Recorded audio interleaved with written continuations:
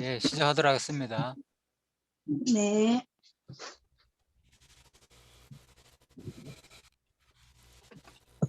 예, 오늘은 창세기 21장입니다. 예, 우리 지난 시간에 잠깐 보면요. 1장에서, 어, 창세기 왜? 1장에서 11장 부분은 이제 제1절 인류 시조와 언약하는 부분이죠. 그리고 12장에서 36장은 선민의 열조와 언약하는 부분입니다. 예, 그 가운데서 바로 12장에서 20장 열조 아브라함과의 언약을 우리가 이제 지난 시간에 거랄에서 받은 선대 부분 20장까지 끝났습니다. 예, 그래서 자 오늘은 이삭의 언약 개성입니다. 21장에서 26장 부분입니다. 그래서 이삭의 언약 개성은 또 두 단락으로 나눕니다. 언약 개성의 준비와 언약 개성의 실현, 이렇게 이제 두 단락으로 우리가 구분을 하면 되겠습니다. 그 가운데 첫 번째 오늘 이제 21장 부분이죠. 출생한 이삭의 보호 부분입니다. 예, 그래서 오늘 이 장면을 공부하도록 하겠습니다. 21장에서 26장 일단 전체 성경 강론집 전체 서론 부분입니다. 21장에서 26장은 언약 개성의 준비와 언약 개성의 실현 부분이다. 조금 전에 나눴죠, 그죠?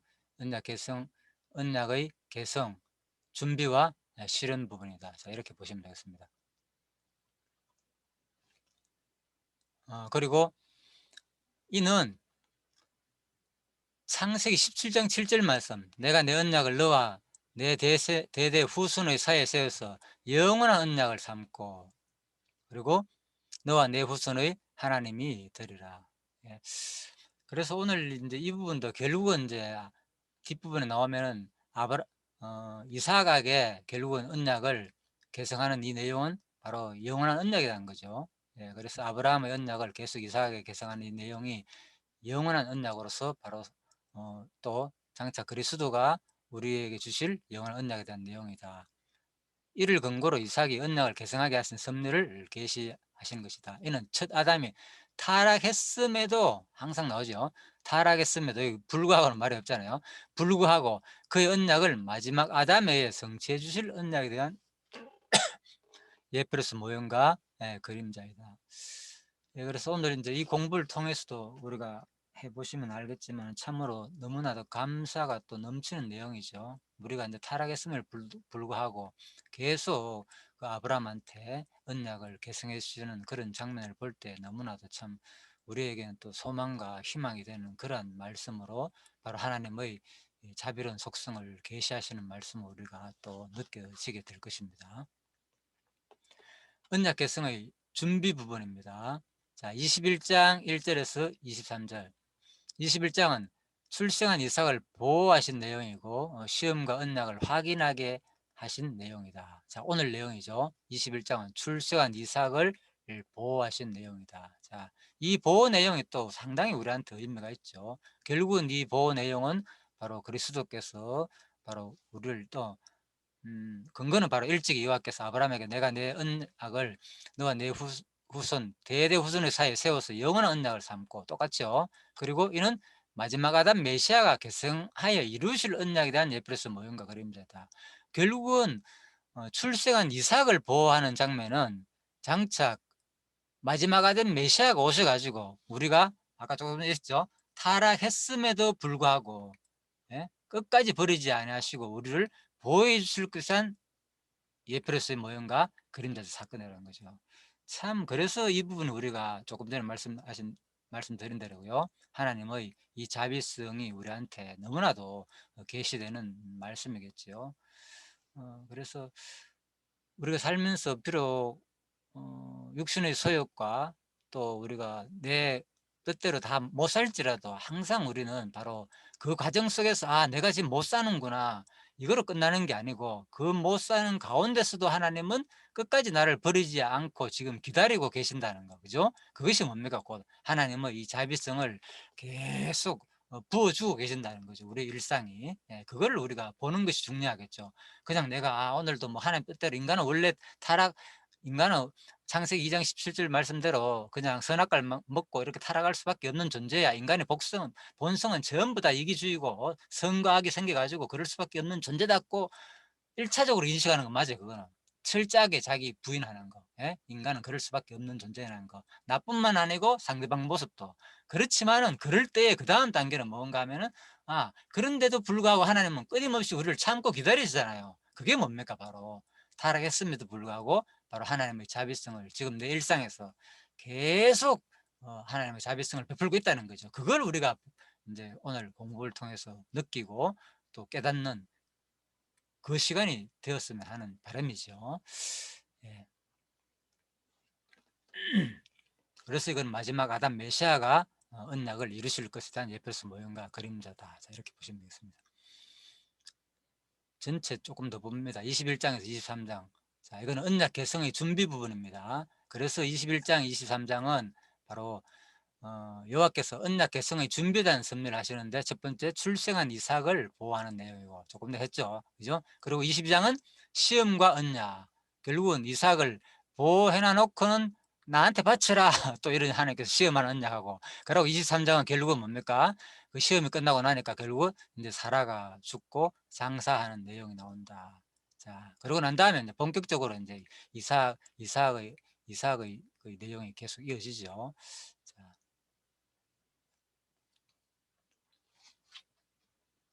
21장입니다. 드디어 오늘 이제 본문에 들어왔습니다. 이게 21장 전체 내용이 마지막 결론이죠. 이게 한마디로 딱 요약해 놓은 거잖아요. 그죠? 21장 내용 자체가. 예. 출생한 이삭을 보호하는 장면입니다. 21장은 여호와께서 출생한 이삭을 보호하신 섭리를 계시하신 내용이다. 1의 13절은 서자가 이삭을 희롱하는 내용이다. 자, 여기 이스마엘이죠. 이삭을 희롱하는 내용이다. 그리고 14절에서 27절은 21장 이삭과 언약을 보호하시는 내용이다. 오늘 내용은 아주 간단합니다. 본문은 뭐 어려운 내용도 없고요. 예, 그렇지만은 또 우리가 또 신학적으로 또 들어가면 상당히 또 어려울 수도 있습니다. 서자가 바로 이삭을 희롱하는 내용이 나오고 그렇지만 그 가운데서 하나님께서는 계속 보호해 주는 내용이 나온다. 분리시키죠. 보호하는 과정 속에서. 자, 여호와께서는 출생한 이삭을 보호하신 섭리를 계시하셨다. 곧 종자가 이삭을 희롱하자 이삭과 언약의 보호하신 섭리를 계시하신 것이다. 이러한 계시는 여호와께서 창세전에 작정하신 영원한 뜻에 따른 언약하신 말씀의 바탕을 두고 있다. 예, 이 모든 것은 하나님의 작정이죠. 작정과 언약. 앞선 언약이죠. 구약이지만 구약 자체 창세기 가운데서도 언약이 있는 거예요. 앞선 언약. 그리고 이전에 여호와께서 아브라함에게 자손이 셀 수 없는 하늘의 별들처럼 많게 하실 것을 언약하신 섭리를 계시하셨다. 그렇죠. 자손 언약을 분명히 했기 때문에 틀림없이 15장에서 햇불 언약이죠. 이를 근거로 아브라함의 유업을 이을 아들로 출생한 이삭을 보호하신 섭리를 계시하신 것이다. 이는 마지막 아담에 의해 거듭난 택한 백성을 보호하실 것에 대한 예표로서 모형과 그림자이다. 예, 이게 이제 마지막 핵심이죠. 그래서 우리의 이 오늘 뭐 서자로부터 이스마엘로부터 그죠? 육신의 소욕으로부터 공중잡은 권세자들로부터 우리를 희롱하고 보호하시는 이 섭리는 장차 그리스도가 오셔가지고 우리를 그죠? 거듭난 우리 택한 백성을 끝까지 그죠? 버리지 아니하시고 보호해가지고 어디까지 영원한 하늘나라까지 이끄실 것에 대한 예표스 모형과 그림자적 사건이다. 그런 말입니다. 그래서 상당히 처음 말씀드린 대로 이 말씀 오늘 이 말씀 우리에게 큰 위로와 또 감동을 주지요. 감동 같은 경우는 어떻게 감동을 줍니까? 타락했음에도 불구하고 예, 그죠? 우리가 끝까지 하나님의 우리가 참 자비하심에 대한 그렇죠. 감사. 예, 항상 우리 생활이 꾸준하지 못하고 수시로 우리 마음이 변동하고 우리가 일정하지 못하는 그런데도 불구하고 하나님은 끝까지 참고 기다리면서 자기 택한 백성을 마지막까지 천국까지 보호하시는 예, 그 장면으로 우리가 보시면 되겠습니다. 자, 이렇게 이제 서론 부분을 다 마쳤습니다. 21장 1절 7절입니다. 사라가 아들 이삭을 낳은 후에 웃게 하신 능력을 이제 고백하는 내용입니다. 여호와께서 그 말씀대로 권고하셨고 여호와께서 그 말씀대로 사라에게 행하셨으므로. 자, 1절 보십시오. 눈에 탁 띄는 게 뭡니까? 여호와께서 그 말씀대로, 또 여호와께서 그 말씀대로. 이 반복이라는 것은, 그죠? 히브리어법 가운데서 특히 이제 강조법을 말한다 그랬잖아요. 상당히 중요하고 강조. 그러니까 어떤 확정을 말하는 거죠.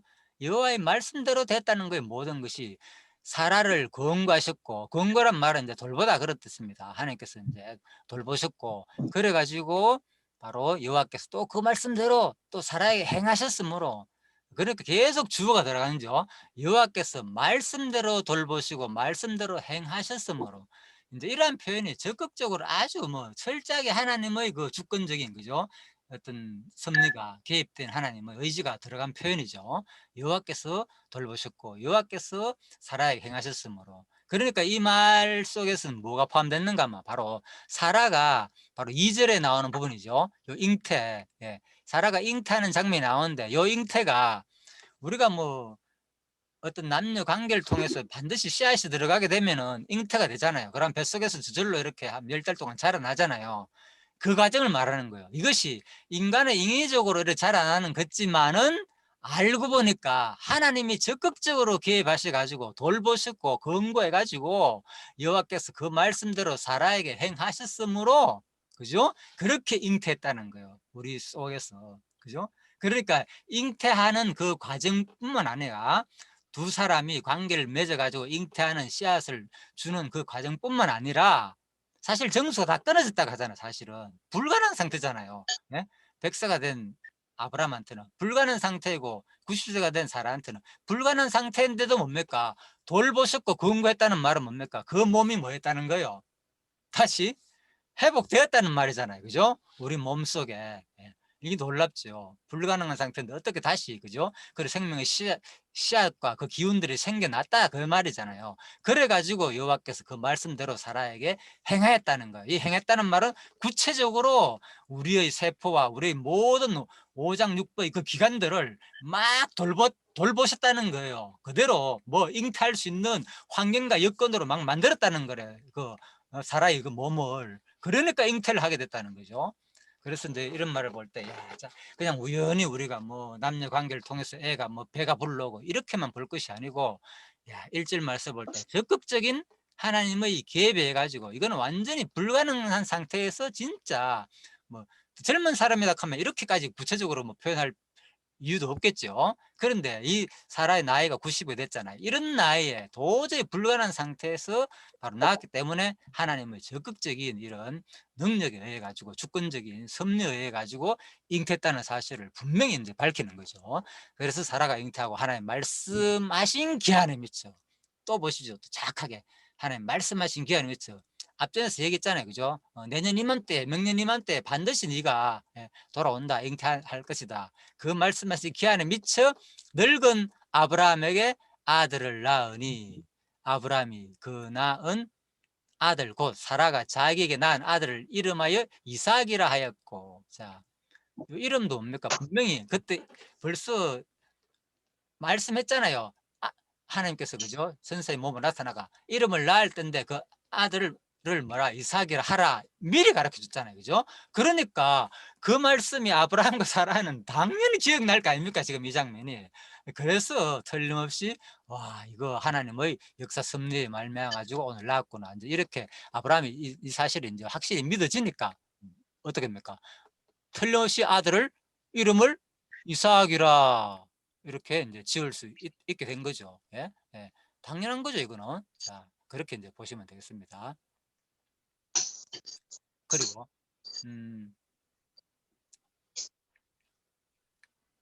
3절 말씀입니다. 그래서 이제 이삭을 하였고, 4절 그 아들이 난 지 8일 만에 그가 하나님의 명대로 할례를 행하였더라. 그렇죠? 그래서 8일 만에 할례를 행한다는 게 쉬운 일이 아니다 그랬잖아요. 물론 8일째 된 날 가장, 그죠? 어떤 우리가 회복할 수 있는 그런 몸속에서 그런 요소들이 나와가지고, 그죠? 예? 아주 빨리 이제 피가 응고되고, 예, 그런 현상이 일어난다 그랬는데, 자, 그것도 엄청난 고통을 따른다 그랬잖아요. 이 당시에 뭐 요즘처럼 무슨 마취제가 있겠습니까? 그죠? 그런 그런데 상당히 사실 쉬운 일이 아니지만 어떻든 간에 하나님 말씀대로 이렇게 할례를 행하는 이 장면은 바로 그 확정이 없으면은 이런 것을 하기 힘들거든요. 그렇잖아요. 그죠? 하나님에 대한 확정, 살아계신 하나님에 대한 확정과 분명히 신뢰가 생길 때 하나님께서 명하신 그 말씀을 지킬 의지가 생기는 거죠, 우리가. 그렇죠. 예. 그래서 우리의 그 행동 변화는 다른 데서 나오는 게 아니고 하나님과의 관계 속에서 충분히 돌보심과 하나님 행하셨다는 것이 확실히 믿어질 때 나도 모르게 그 하나님 명하신 율법 따라 살고 싶은 확 의지가 확 드러나는 거죠. 그 결과로. 그죠? 예. 아브라함이 처음부터 믿음이 좋아가지고 이렇게 하나님의 법대로 말씀대로 행하는 것이 아니고. 그죠? 자, 이렇게 보시면 되겠습니다. 5절입니다. 아브라함이 그 아들 이삭을 낳을 때에 백세라. 보시죠. 나이가 100세. 참 쉬운 일 아니죠. 사라가 가로되, 이 백세라는 이유를 박힌 이유가 있습니다. 사라가 가로되 하나님이 나로 웃게 하시니. 드디어 물론 사라란 이름, 이삭이란 이름 뜻 자체가 웃음이라 그랬잖아요. 낳을 때 네가 뭐 웃었느니라 하니까 엎드려 가지고 살아도 둘 다 웃었다 그러니까 하나님께서 거짓말 하잖아요. 안 웃었다 그러니까 아니다 정녕 너 웃었다 이렇게 말했죠. 그래서 그 웃음의 의미가 있지만은 또 하나님께서는 그 웃음을 하나님을 비웃는 웃음을 오히려 하나님께서는 자비하신 속성으로 어떤 웃음으로 바꿔줬습니까? 바로 하나님을 찬양할 수 있는 즐거운 웃음으로 바꾸어졌다는 거죠. 참, 너무나도 하나님의 참 인자로운 그 자비성의 속성이 또 계시되죠. 그죠? 바로 그래서 사라가 가로되 하나님이 나로 웃게 하시니 그렇잖아요. 그죠? 그래서 아브라함과 이제 사라 같은 경우에는 이삭을 볼 때마다 그 생각이 날 거 아닙니까? 자기가 얼마나 참 제대로 믿지 못한데 진짜 또 이삭이라 이름을 지어갖고 웃음이라는 뜻을 가지고 있는, 그래서 진짜 이삭을 부를 때마다 즐거운 마음이 들고, 야 어떻게 이 노년에 우리는 우리나라도 뭐 물론 옛날에 그렇지만 심지어 우리나라도 씨바지라고 있었잖아요. 그죠? 자식 못 낳으면 엄청나게 뭐 칠거지약이라 그래가지고 똑같은 거예요. 고대에도. 그죠? 그만큼 이제 자식을 못 낳는 거는 뭐 종족이 끊치는 일이고. 그죠? 그것은 또 생계와 관계된 문제고, 가문이 얼마나 제대로 유지되느냐에 따라는 자식의 숫자에 달렸기 때문에. 그죠? 지금은 뭐 그런 거는 많이 아니지만. 그죠? 그래서 또 특히 남녀 구분 없이 요즘 낳고 많이 하지만은 이 당시에는 상당히 특히 아들이 중요한 그러기 때문에 여자가 아들을 낳지 못하는 것은 엄청난 비극이거든요. 그죠? 또 저주라고 여겼고 그 당시에는. 그래서 이 사라 입장에서는 진짜 마음이 기쁠 수밖에 없죠. 하나님이 나로 웃게 하시니. 얼마나 고통 당했습니까? 누구에게? 서자에게, 이스마엘에게. 그죠? 예, 그래서 또 그 뭡니까? 둘째 부인한테 그런 식으로 고통을 당하다가 바로 아들 낳으니까 너무나도 기쁨이 되었다 그 말입니다. 듣는 자가 다 나와 함께 웃으리라. 예. 그래서 듣는 자도, 그죠? 그 당시 분위기가 얼마나 기쁘고 즐겁겠습니까? 그죠? 그 친척들도. 또 가로되 사라가 자식들을 젖먹이겠다고 누가 아브라함에게 말하였으려마는. 그렇잖아요. 이거는 뭐 상상도 못할 일이죠. 예? 나이가 90이 된 사라가 젖을 먹인다는 것은 있을 수 없는 일인데 다 그렇게 말했다마는 아브람 노경에 내가 아들 낳았다 하니라. 참, 이렇게 사라가 기뻐하고 즐거운 하나님을 찬양하는 이런 표현을 하고 있죠. 자, 이런 내용이었습니다. 그래서 이제 21장 2절에 보면 기한에 미쳐. 네, 기한에 미쳐. 자, 이것도 상당히 의미가 있죠. 바로 이런 표현 자체가, 이 기한이란 말은 이제 모에드라고 돼 있죠. 그죠? 모에드라고 돼 있는데 특별하게 정해진 기간을 말한다. 특별하게 정해진 기간. 하나님께 특별하게 정해진 이 모에드 때가 딱 되면은 무언가 이루어진다는 거죠. 자, 이것은 바로 하나님께서 아브라함에게 첫 약속을 한 후 장관 세월이 흐른 뒤에 기한의 때가 찼을 때 비로소 약속의 아들을 줬다. 사실 첫 약속한 지가 언제입니까? 75세 때 불렀잖아요. 그래가지고 가나안 땅을 떠나라. 내가 생육 번성할 거고 많은 후손 준다 그랬잖아요. 그럼 몇 년 흘렀습니까? 75세니까 100세가 됐으니까. 그죠? 한 25년이 흘렀잖아요. 그죠? 그때서야 비록 하나님의 약속은 바로 이 기한이 반드시 이루어야 되는 거예요. 이게 얼마인지 모릅니다. 여러분과 저희 삶도 반드시 기한이 되면 뭔가 이룰 때가 있단 말입니다. 예.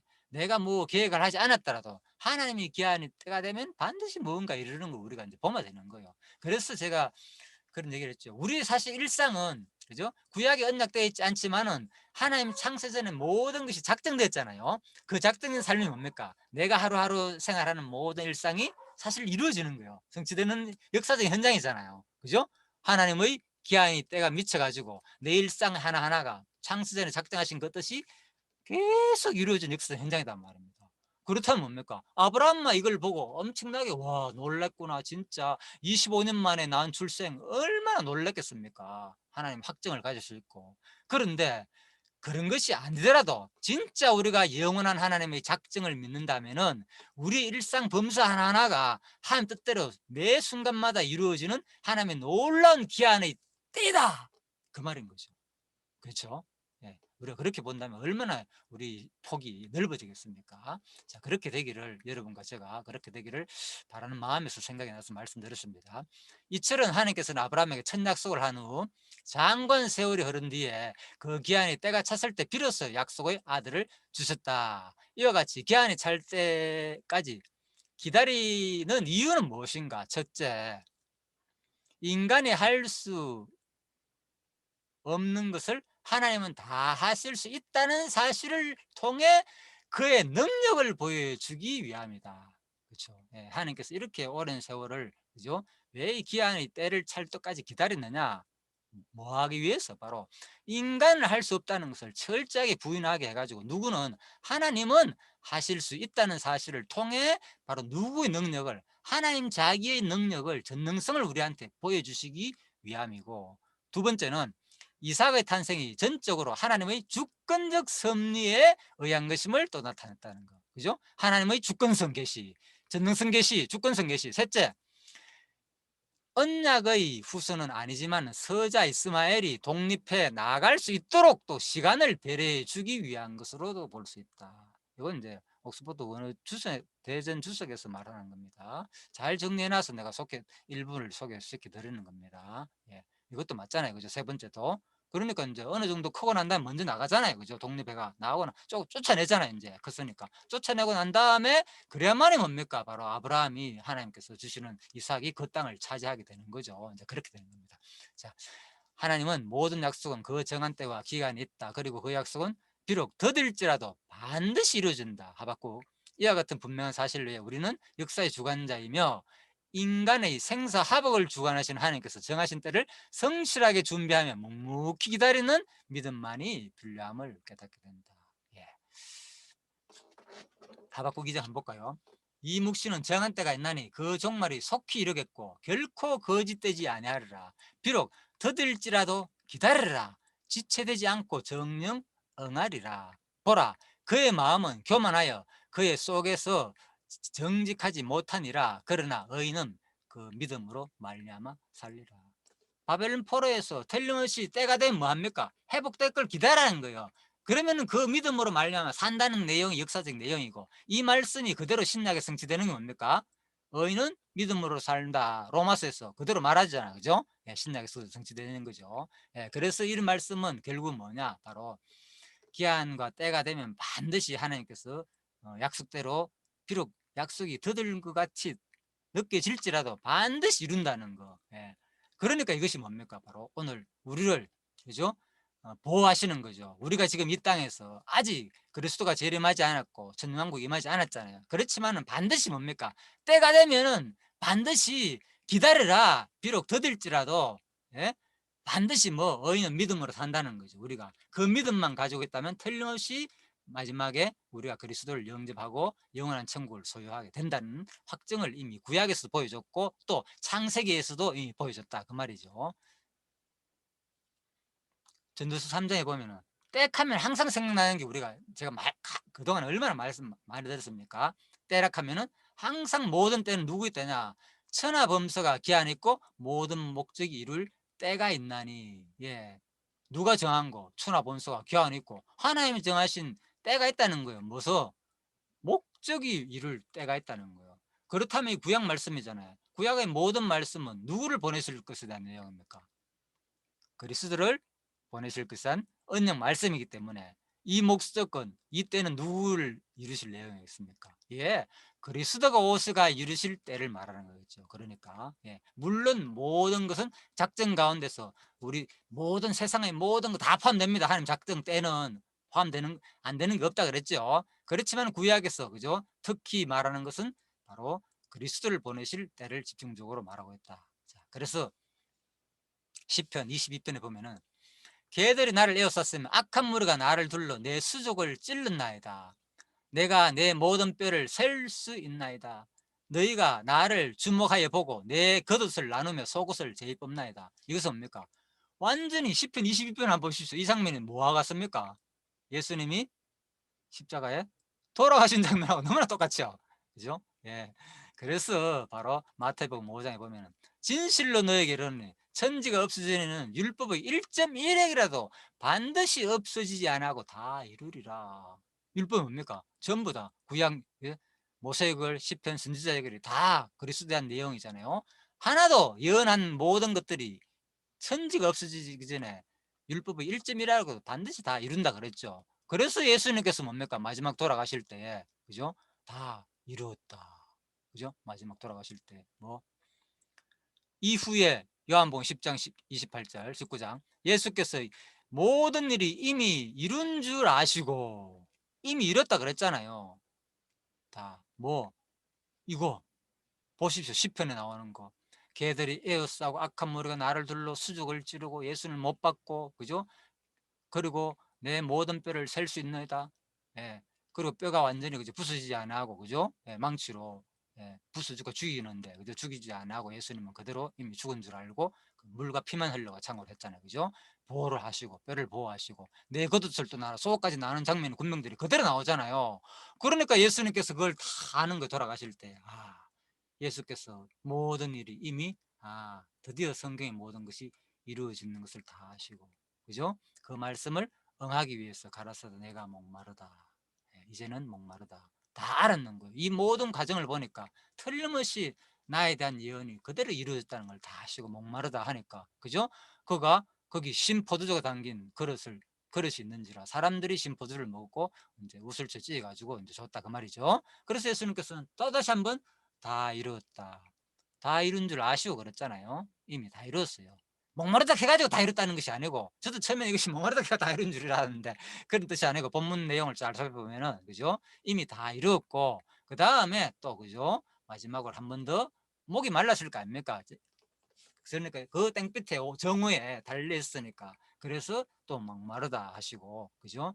자, 이 성경을 응하게 하려고 전체적인 내용입니다. 앞부분에 다 모든 내용 지금까지 구약에서 말한 시편과 선지자가 모세에 그래서 예언한 모든 것이 다 그죠? 성경으로 응하게 하시려고 마지막으로 이제 목마르다 하시고 돌아가셨다는 거예요. 다 이뤘다 그 말 하시고. 자, 이렇게 이해를 하시면 되겠습니다. 그래서 이제 목마르다 마지막 돌아가시기 전에 목마르다고 예언된 성경 구절은 찾아봐도 없습니다. 사실은 찾기도 힘들고 뭐 이런 있을 수도 있겠죠. 예를 들면 있을 수는 있겠지만 그죠? 이제 그렇게 우리가 본문 전체적으로 이해하시면 되겠습니다. 자, 그래서 이 모든 때는 한마디로 뭐냐? 모든 목적이 이룰 때 성경에서 말하는 모든 구약의 때들은 알고만 누구? 장차 그리스도가 오셔서 이루실 때를 말한다. 모든 것을 다 이루실 때를 말한다. 그죠? 고난과 형통 모든 거 이제 감이 잡히죠. 그러면 오늘 내용이 뭡니까? 지금 바로 서자를 쫓아내는 장면, 그죠? 고통 당하는 장면, 희롱 당하는 장면, 이 장면이 누구 얘기입니까? 바로 그리스도가 오셔서 바로 고통 당하실 내용에 대한 예프레스 모형과 그림자 사건이죠. 자, 그거 연결해 봅시다. 마태복음 1장입니다. 이리 생각할 때 주의 사자가 현마에 가로되 다윗의 자손 요셉아 내 아내 마리아 데려오기를 무서워 말라. 저에게 잉태된 자는 성령으로 된 것이라 바로 아들 낳으리니 이름을 예수라 하라. 이는 그가 자기 백성을 저의 죄에서 구원할 자이심이라 하니라. 이 모든 일이 된 것은 주께서 선지자로 하신 말씀을 이루려 하심이니라. 가라사대 보라 처녀가 잉타하여 아들 낳을 것이요 그 이름을 임마누엘 하라 하셨으니 이를 번역하냐 하나님이 우리와 함께 계시다 함이라. 자, 마태복음 1장에 보면요 성령으로 잉태된 자는 성령으로 된 것이라. 자, 제가 왜 이 마태복음 1장을 지금 말씀드리는지 아시겠죠? 지금 뭐 사라가 90세에 아브라함이 말도 안 늙었어. 막 기뻐했다 그랬잖아요. 사라가 너무나도. 이 소식을 듣는 자가 다 절거한다고. 말도 안 돼. 누가 사라가 감히 자식을 놓고 그저 절거하겠냐고. 안을 품에 안으리요. 젖을 물리리요. 말도 안 되잖아요. 90세 는 노인이. 그래서 바로 이것은 뭐냐? 바로 성령으로 잉태된 것을, 그죠? 불가능한 가운데서 성령 잉태는 그렇잖아요. 아무도 안 믿잖아요. 어떻게 마리아가, 그죠? 요즘 혼자 어떻게 잉태할 수 있습니까? 말도 안 되는 말이잖아요. 쉬운 말로. 예. 장차 그리스도가 불가능한 가운데서 성령으로 잉태될 것을 예표로서 보여주는 모형적 사건이라고 이제 우리가 이 공부는 벌써 많이 했죠. 그래서 다시 한 번 더 다룹니다. 똑같은 내용이기 때문에. 그래서 아들 낳으리니 이름을 예수라 하라. 그 뜻은 그가 자기 백성을 제 죄에서 구원할 자이심이라. 예. 자기 백성만 구원합니다. 하나님은 반드시요. 예? 누구? 바로 죄에서. 예? 우리의 죄에서. 누구 죄에서? 저희 죄에서. 예? 바로 우리 죄에서 자기 백성을 구원할 자다. 이 예수께서. 이 모든 일에 대한 것을 주께서 선지자로 하신 말씀을 이루려 하심이라. 보십시오. 그러니까 구약의 모든 언약이 그대로 이루어진다는 거죠. 선지자의 말씀. 아브라함을 선지자가 그랬잖아요. 그죠? 그리고 나는 나그네다. 지난주 우리 배웠잖아요. 그죠? 자, 그래서 전부 다 이것이 그리스도가 오셔가 이루실 내용을 보여주는 사건이다. 보라, 처녀 잉태의 아들 낳을 것이요. 말도 안 되는 소리잖아요. 바로 그런데 이를 번역한 뭐냐? 이 내용 속에서는 하나님이 우리와 함께 계시다. 와, 하나님이 우리와 함께 계신다는 거예요. 이 처녀가 잉태하여, 오늘은 이제 이것이 확 들을 겁니다. 아마 처녀가 잉태하여 아들 낳을 것이요. 그 이름을 임마누엘라. 이 임마누엘의 뜻이 오늘 뭐가 관계됐냐? 바로 오늘 21장과 관계된 내용이라는 거. 임마누엘의 뜻이. 그죠? 자, 한번 볼까요? 일단 사라가 잉태했잖아요. 그죠? 그래서 바로 이것은 뭐냐? 하나님이 우리와 함께 계시다. 메시아의 성령 잉태를 모형적으로 보여준 사건이라고 지금까지 설명드렸잖아요. 이것은 뭡니까? 이제 예, 어떤 추리적 모형이잖아요. 메시아에 대한 직접적인 예언이 아니니까. 그리고 자, 요한복음 5장 39절, 누가복음 24장 44절. 자, 이것은 뭡니까? 성경은 내게 대한 증거다. 요한복음 5장 49, 또 누가복음 24장 4절, 성경은 내게 대한 거다. 모세율과 시편과 선지자의 글이 나에 대한 증거다 그랬잖아요. 그죠? 이런 직접적인 예언은 그대로 이제 본능적 모형이라 그랬잖아요. 그렇지만 이런 직접 예언이 아니고 유추해가지고 하는 것을 추리적 모형이라 그랬잖아요. 그래서 지금 오늘 이 사건은 사실 본능적 모형과 추리적 모형, 그죠? 이것이 다 포함하는 내용이라는 거. 두 가지가 동시에 다 포함되는 거. 이 성령 잉태 사건이. 그죠? 왜? 분명히 성령으로 잉태한다고 예언했기 때문에. 그래서 오늘 이제 이 장면은 직접 예언은 아니죠. 이제 추리적 모형으로 볼 수 있는 거죠. 왜? 성령을 잉태된 것은 아니잖아요, 사실. 그죠? 그렇지만 뭡니까? 불가능한 가운데서 잉태한 내용과 또 뭐 성령은 내게 대한 증거 이런 것이 연결되기 때문에 이제 우리가 추리적 모형이라 이렇게 보시면 되겠습니다. 그런데 하나님이 우리와 함께 하신다 그랬잖아요. 자, 이 부분을 이제 설명드렸습니다. 21장 7절에 보면 아까 그랬죠. 사라가 자식을 낳을 것이요. 누가 젖먹이겠냐고 했나? 아브라함이 노경에. 그죠? 그래서 바로 요한복음 8장에 보면 너희 조상 아브라함은 나의 때에 볼 것을 즐거워하다가 보고 기뻐하였느니라. 자, 그래서 바로 이미 이 장면에서 누가 예수님께서 인정하자면 예수님께서 인정하잖아요. 너희 조상 아브라함 나의 때 볼고 즐거했다. 그렇다면 뭡니까? 지금 오늘 바로 아브라함이 자식을 낳아가지고 기뻐하는 장면은 사라가 특히 얼마나 기뻐했습니까? 아브라함은 당연히 기뻐했죠. 이 누구 얘기입니까? 틀림없이 그리스도가 올 것을 보고 기뻐했다는 것을 누가 해석해 줍니까? 예수님께서 해석해 주잖아요. 예. 그러니까 이런 것은 완전 본능적 모형이 되는 거죠. 철저하게 오늘 창세기 21장 사건이 그리스도가 오실 것을 구체적으로 그리스도가 이 땅에 와가지고 우리가 왔을 때 복음이잖아요. 복음. 이 복음을 받는 자의 기쁨 즐거움을 말해주는 내용이라는 거죠. 오늘 누구? 바로 사라의 출생 장면이. 참 놀랍죠. 성경에 이렇게 구체적으로 본능적 모형이 있을 줄은. 그죠? 자, 그래서 요한 시간이 4분밖에 안 남았네요. 자, 그래서 요한복음 이제 6장에 보면 그죠? 내가 하늘로서 내려온 것은 내 뜻을 행하려 함이 아니요 나를 보내신 이를 뜻을 행하려 함이니라. 철저하게 보시죠. 전부 다 예수님은 이 땅에 와가지고 하나님 뜻을 행하기 위해서 왔다 그 말입니다. 그리고 뭡니까? 내게 주신 자 중에는 내가 하나도 이르지 아니하고 다 마지막 날에 다시 살리는 것이니라. 내 아버지 뜻은 아들을 보고 믿는 자마다 영생을 얻는 이것이 마지막 날에 내가 이를 다시 살리리라. 영생, 살리는 거. 예?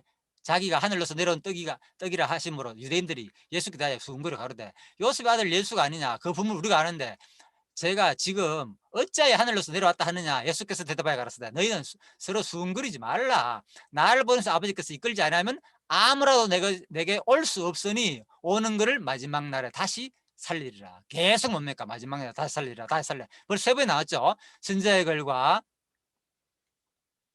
저희가 다 하나님의 가르침을 받으리라 기록되었은즉 아버지께로 듣고 배운 사람마다 아버지께로 오느니라. 이는 아버지를 본 자가 있다는 것이 아니라 오직 아버지께서 온 자만 아버지를 보았느니라. 진실로 진실로 너희에게 이르노니 믿는 자는 영생을 가졌나니 내가 곧 생명의 떡이로라. 너희 조상들은 광야에서 만나를 먹었어도 죽었거니와 이는 하늘로서 내려오는 떡이니 사람으로 하여금 먹고 죽지 아니하게 하려 하는 것이니라. 나는 하늘로서 내려온 떡이니 사람이 이 떡을 먹으면 영생하리라. 나의 줄 떡은 곧 세상의 생명을 위한 내 살이로라 하시니라. 자, 지금 내용이 뭡니까? 아까 전에 임마누엘 했죠. 하나님이 우리와 함께 계신다는 거. 하나님이 우리와 함께 계신다는 거. 하나님이 함께 계신다는 건 뭡니까? 어떻게 해야 하나님 함께 계시는 겁니까? 하나가 되는 거잖아요. 그죠? 우리와 함께 계는 거. 자, 영원히 우리를 살리시고 누구를 바로 내가 곧 생명의 떡이고 나는 하늘로서 내온 떡이다. 예수님께서 그랬잖아. 너 나 먹어라. 나 먹으란 얘기잖아요. 나의 실과 피를 먹어라. 함께. 예.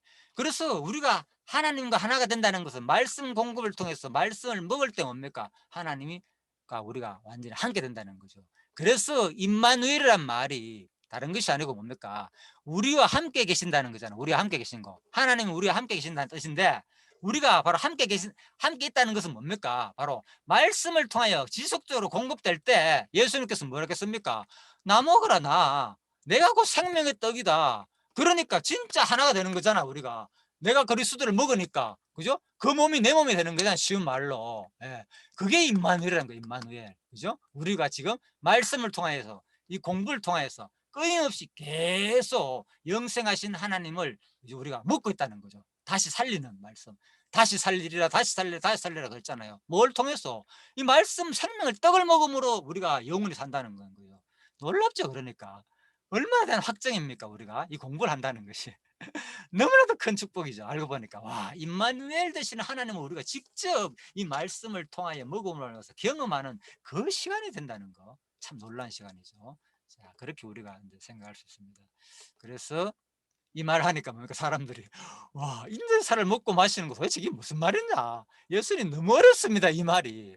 제자들도 못 알아들었다니까요. 이 말씀은 너무 어렵다. 누가 들을 수 있느냐. 그죠? 자, 그렇습니다. 그래서 오늘날 우리가 이걸 통해서 이렇게 자, 생명 양식 대신 참 양식 대신 그리스도가 그죠? 임마누엘 되시고 이 피가 먹으로 말미암으로 우리가 영생한다는 이 진리의 말씀을 들은 여러분과 제가 얼마나 복된지를 다시 한번 깨닫는 그런 짧은 시간이었습니다. 예, 수고하셨습니다. 예, 잠시 쉬다가요. 예, 다시 들으시기 바랍니다. 예, 시간 다 됐습니다.